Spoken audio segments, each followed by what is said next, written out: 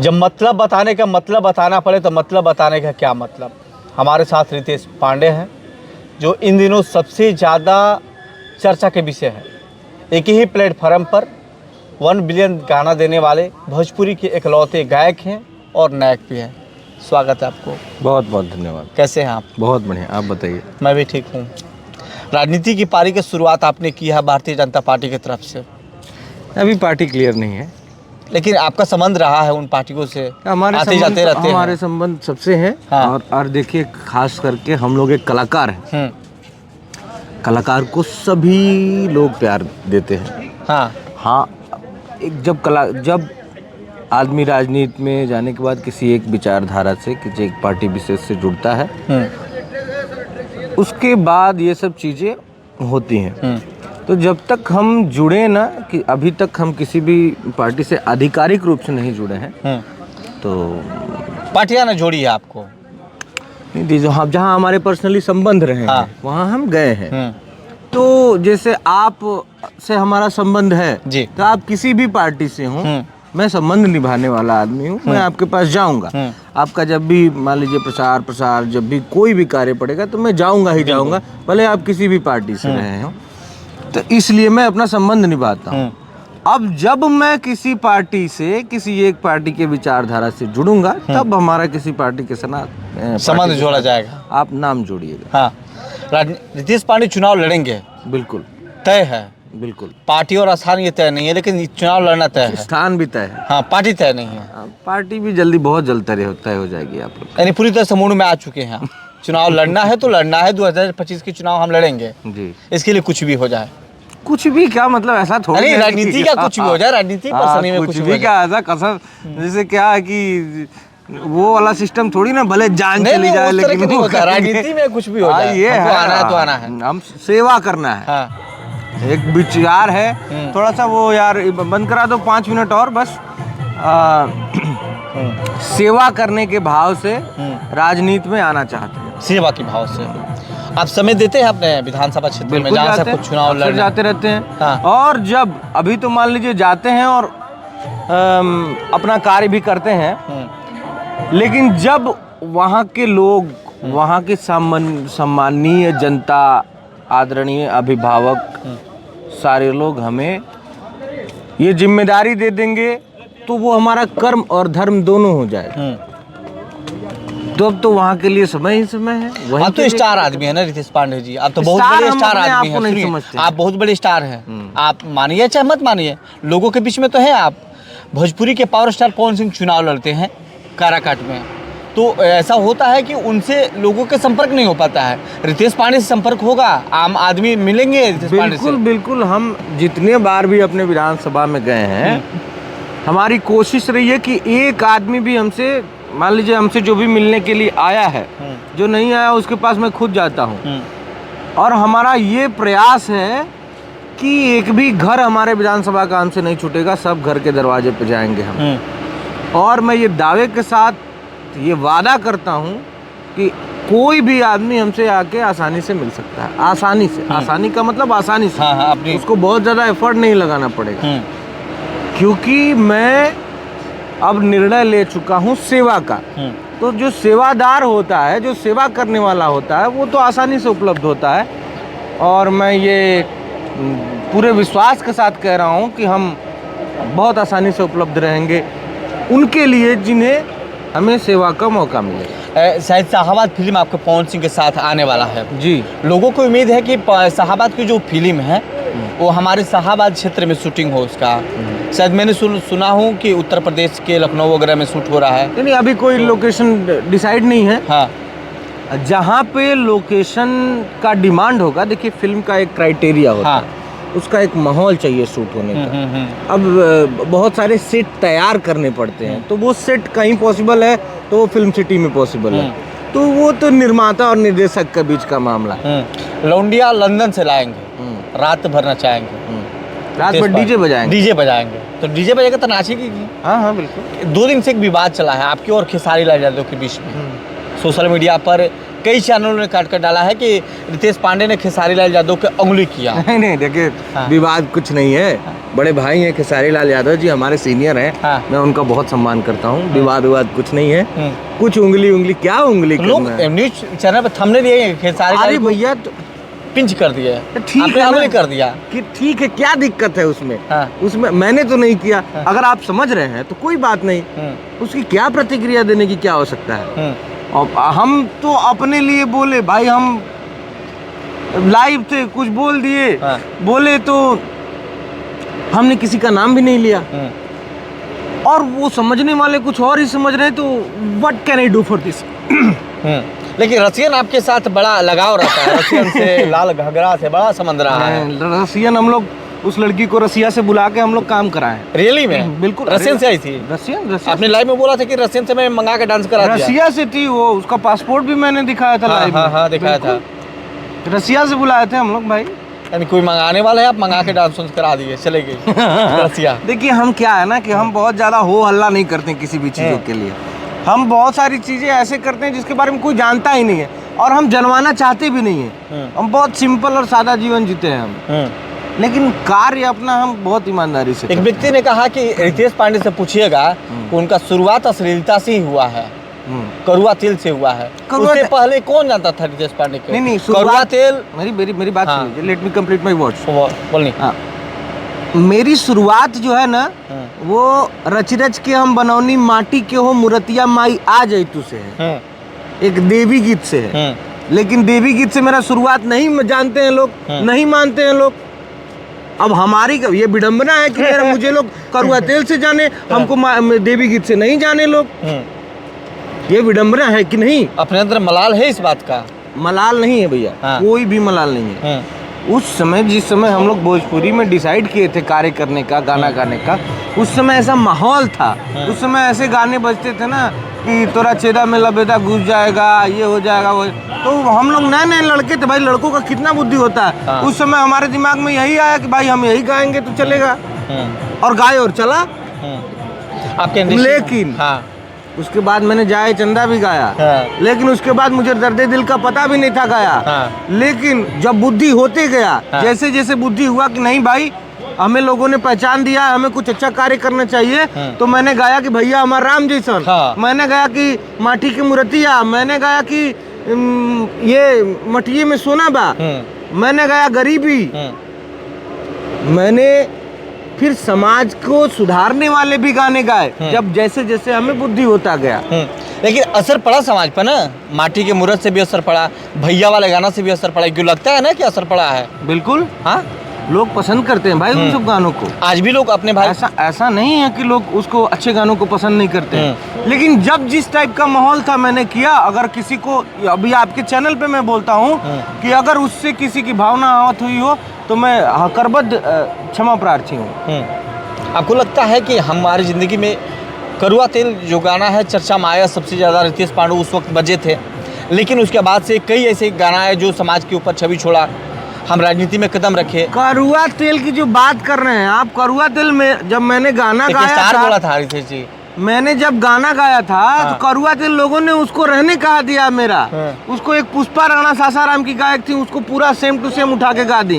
एक इधर के एक गायक बबलू जी थे, वो सेम टू सेम उठा के गा दिए थे। सबसे बड़ी बात कि खून भरी मांग फिल्म में बड़े भैया खेसारी लाल यादव जी उठा के पूरा का पूरा हमारा गाना गा दिए थे। उससे तो हमको पहचान ही नहीं मिली। पहचान तो हमें जाए चंदा से मिली। उस समय हम नए नए थे, हमारा गाना लोग उठा के गा दिए। लोग तो समझते थे कि खेसारी लाल यादव जी का गाना है। रितेश पांडे का तो कोई नाम भी नहीं जानता था। वो तो जब जाए चंदा आया तब न लोग जाने। भाई साहब आपका गाना बात है कि मनोज तिवारी और रवि किशन, दिनेश लाल यादव से आपका अच्छा संबंध है। राजनीति के इन दिनों कलाकारों के सबसे बड़े नेता हैं ये लोग, आप मानते हैं इस बात को? लेकिन मनोज तिवारी के कंधे पर दाग है, कई दाग है कि मनोज तिवारी जिसको ऊपर हाथ रखते हैं वो राजनीति में कदम नहीं रख पाता है। इस बात को मानते हैं आप? मैं इससे कोई इत्तेफाक नहीं रखता हूँ। मैं इस बात से कौन ऐसा बोल रहा है? वो बड़े भाई हैं हमारे भोजपुर। देखिए आज के डेट में भोजपुरी में लोग कमा खा रहे हैं ना, तो because of Manoj Tiwari ji, because of Ravi Kishan ji, because of जितने भी हमारे स्टार है, बड़े भैया पवन सिंह जी, कुणाल सिंह जी से लेके शारदा सिन्हा जी से लेके भरत शर्मा जी से लेके खेसारी लाल यादव जी का भी बहुत बड़ा योगदान है भोजपुरी को ग्लोबलाइजेशन करने में। अब जिसका सबका योगदान है, एक गिलहरी की बाती, मान लीजिए नमच्छड़ के बाती, आप कह सकते हैं कि सबका योगदान है। मैं भी जो कार्य कर रहा हूँ, एक जैसे भगवान राम का पुल बन रहा था, एक गिलहरी छोटा छोटा लेके जा रही थी, किसी ने पूछा अरे इससे क्या होगा, तो वो कही कि जितना मेरे में शक्ति है उतना ही मैं योगदान कर रही हूँ। तो जितना एक गिलहरी की भांति मेरे में योगदान शक्ति है वो उतना ही मैं योगदान कर रहा हूँ। सबके योगदान से मनोज तिवारी जी जब इंडस्ट्री में, बताइए, अमिताभ बच्चन जी को साथ उन्होंने काम किया, अजय देवगन, किसको जैकी श्रॉफ, मुझे लगता है जैकी श्रॉफ भी मैं भूल रहा हूँ, चक्रवर्ती आए थे। हाँ बिल्कुल, ये भोजपुरी आज इतने बड़े स्तर पे है तो इसमें मनोज तिवारी जी के योगदान को भूला नहीं जा सकता। बिल्कुल नहीं। लेकिन लोग कहाँ नाम ले रहे हैं? रितेश पांडे तो नाम ले रहा हूँ ना, आप नाम ले रहे हैं, और लोग तो कहते हैं कि रहने दीजिए ना इनको। बहुत सारे लोग ने, मैंने नहीं देखा कि किसी कोई नाम नहीं ले रहा, और जो नाम नहीं ले रहा उसके बुद्धि विवेक पे निर्भर करता है। हम अपने आप को, हम जो मानते हैं वो बोल रहे हैं। कंपटीटर किसको मानते हैं रितेश? मेरा कोई कंपटीटर नहीं है और न मैं किसी का कंपटीटर हूँ। कोई चीज नहीं मानते? बिल्कुल नहीं। क्यों? मेरा एक अलग रास्ता है, मैं उसी रास्ते पे चलता हूँ। मैं खुद का कंपटीटर हूँ। अपना खुद का कंपटीटर है और खुद से तैयार करवाते हैं। राजनीति करनी है, हम आएंगे। आपने कार्यालय भी खुलवाया है, शायद लोग वहाँ जा भी रहे हैं। कार्यालय खुलवा दिए, लोग से मिलजुल रहे हैं। वो देखिए, क्या वो कार्यालय नहीं है, वो मुख्य रूप से एक जगह है। जैसे हम लोग यहाँ से भभुआ जाते हैं तो वहाँ से एक रहने का, ठहरने का, पानी वानी पीने का, 10 मिनट आराम करने का जगह है। यदि आपको मौका मिला तो विधानसभा के लिए कौन सा ऐसा काम कीजिएगा जो आज तक जितने भी एमएलए जीत के गए हैं वो नहीं कर पाए? हम देखिए शिक्षा पे कार्य करेंगे। जो शिक्षा का मूलभूत सुविधाएं हैं वहाँ की, शिक्षा को ऐसा बनाएंगे, ऐसे बनाने की कोशिश करेंगे कि लड़के चाव से जाएं, कि मतलब उनको उनका मन लगे स्कूल में, वो जाके वहाँ पढ़े। वो वैसी व्यवस्था बनाएंगे। दूसरी व्यवस्था, वो जो जगह है ना, वो पर्यटन के लिहाज से बहुत बहुत अच्छा जगह है।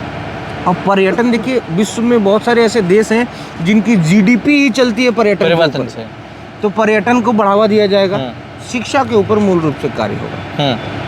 अभी क्या प्रयास कर रहे हैं? अपने लोगों को उधर लेके जा रहे हैं कि आप आइए, इधर घूमिए, बहुत ऐसे पहाड़ है, बहुत ऐसे तीर्थस्थल है, देखिए मेरे जगह को। देखिए ऐसा क्या है, अभी तो मैं जितना होता है मैं करता ही हूँ, लेकिन जब हमें सेवा का मौका मिलेगा, मैं बार बार यही बात कर रहा हूँ, जब हमें सेवा का मौका मिलेगा तो हम उसको और अच्छे तरीके से कर पाएंगे, क्योंकि वो तो वही हमारा काम रह जाएगा ना।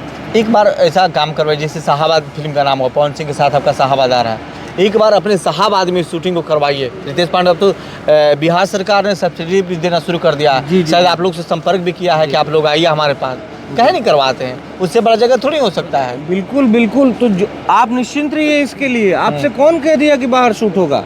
और बाहर शूट होगा भी तो वो कुछ शॉट्स, कुछ सीन करने होंगे बाहर, वो तो निर्माता और निर्देशक का मामला है।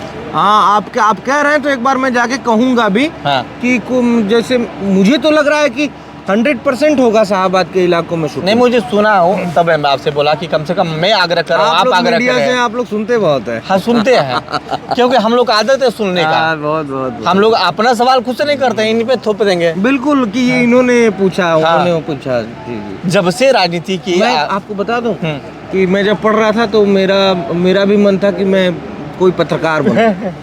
तो बहुत अच्छा लगता है आप लोगों से मिलकर, सच में। लेकिन आपकी इंडस्ट्री असुरक्षित है, मैं नहीं कर रहा हूँ। आपकी तमाम हीरोइनी जितनी, आप किसी और पे डाल रहे हैं। नहीं, हम कहाँ बोल रहे हैं। काजल रगवानी ने कहा कि मुझे शोषण किया गया, रानी चटर्जी ने कहा मुझे शोषण किया, ये आपकी अभिनेत्री है अक्षरा सिंह ने कहा कि मुझे शोषण किया है भोजपुरी इंडस्ट्री ने। और एक अभी फिलहाल जिम करने वाला वीडियो वायरल है, उस पर अश्लीलता के ऊपर सवाल खड़ा हो रहा है, लड़कियों पर सवाल खड़ा हो रहा है। मेरी बात सुनिए। हाँ,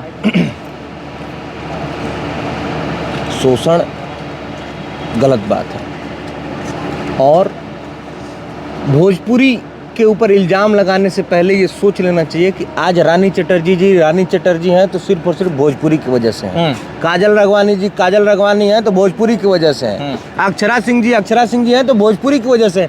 आज भले वो बहुत बड़ा नाम कर रही हैं, बिग बॉस में गई, बॉलीवुड में भी नाम कर रही हैं, अल्लू अर्जुन जी के साथ में बहुत खुशी है, वो बहुत नाम कर रही हैं भोजपुरी का, लेकिन पहला नाम भोजपुरी नहीं दिया है सबको। और जब नाम बढ़ गया, जब नाम भोजपुरी ने दिया और जब नाम बढ़ गया तो भोजपुरी पे ही कलंक लगा दिए, ये कौन सी बात होती है?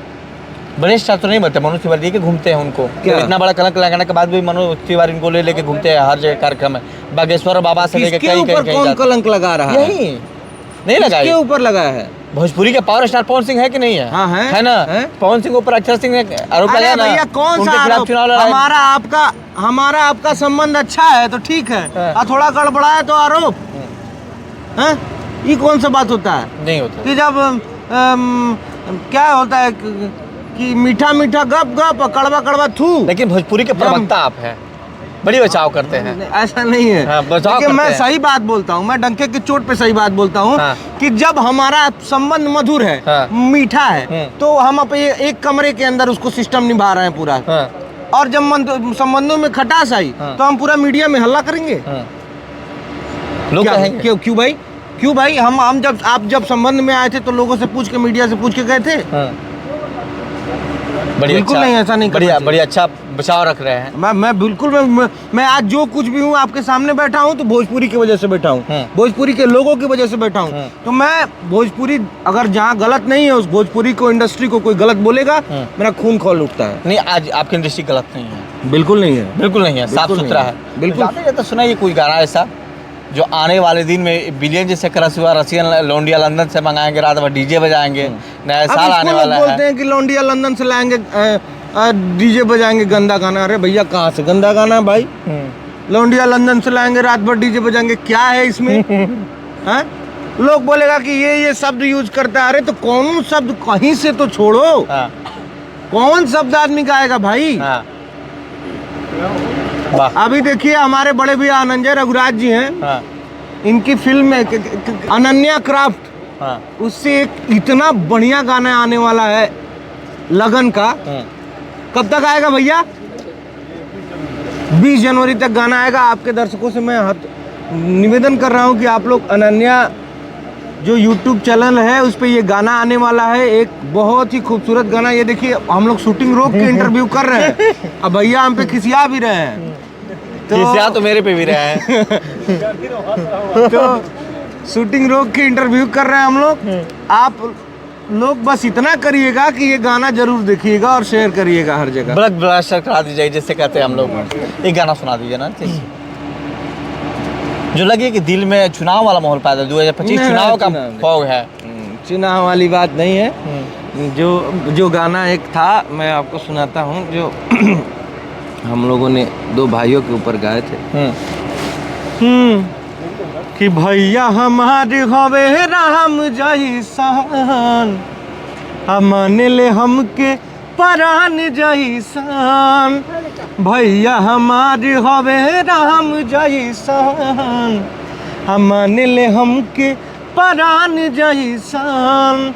तो सोची है का बाबू आका सोची मारी हो, का सोची माई कैसे के जाई है अलगारी धन के कोखिया के भाई, कैसे के जाई है अलगारी धन के कोखिया के भाई।